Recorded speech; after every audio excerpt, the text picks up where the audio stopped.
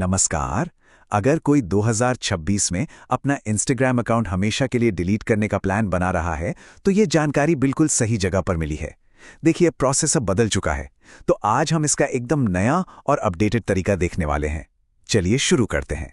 तो दिक्कत ये हो रही है कि इंस्टाग्राम डिलीट करने का जो पुराना वाला तरीका था ना, वो हेल्प सेक्शन वाला, अब वो काम ही नहीं करता। इंस्टाग्राम ने उसे हटा दिया है और इसीलिए अब एक नए अपडेटेड तरीके की ज़रूरत है और आज हम वो ही समझने वाले हैं। अब सारी की सारी प्रक्रिया एक ही जगह से शुरू होती है जिसका नाम है अकाउंट सेंटर। बस ये समझ लीजिए कि अकाउंट डिलीट करने का रास्ता अब इसी दरवाजे से होकर जाता है। ठीक है, तो सबसे पहले अपने इंस्टाग्राम प्रोफाइल पे जाना है। फिर ऊपर दाहिनी तरफ जो 3 लाइनें दिखती हैं उन पे टैप करना है। एक मेनू खुलेगा और उसमें सबसे ऊपर ही आपको अकाउंट सेंटर लिखा हुआ मिल जाएगा। बस उसी पर क्लिक कर दीजिए। अच्छा, आगे बढ़ने से पहले एक बहुत बहुत ज़रूरी फैसला लेना पड़ता है। ये समझना होगा कि अकाउंट को सिर्फ कुछ समय के लिए डीएक्टिवेट करने में और उसे हमेशा के लिए डिलीट कर देने में क्या फ़र्क है। देखिए, इन दोनों में ज़मीन आसमान का फ़र्क है। डीएक्टिवेट करना समझ लीजिए एक छोटा सा ब्रेक लेना है। अकाउंट बस छिप जाएगा और जैसे ही वापस लॉगिन करेंगे सब कुछ पहले जैसा हो जाएगा। लेकिन डिलीट करना ये एक परमानेंट फैसला है।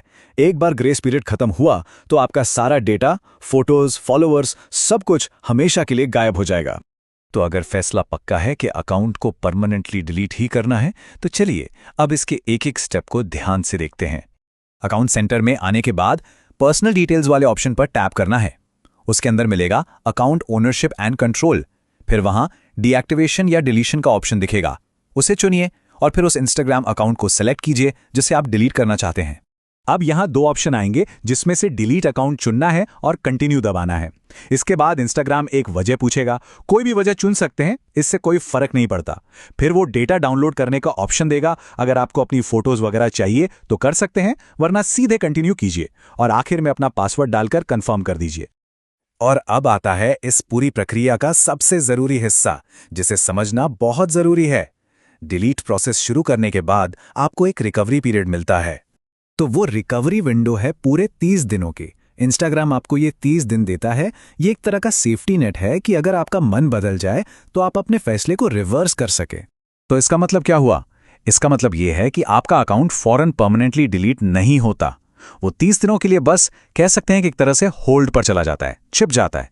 और अगर इन 30 दिनों के अंदर मन बदल गया और वापस लॉगिन कर लिया तो बस डिलीट का रिक्वेस्ट अपने आप कैंसिल हो जाएगा और अकाउंट वापस नॉर्मल हो जाएगा। इस बात को अच्छी तरह से समझना होगा कि ये फैसला कितना फाइनल है।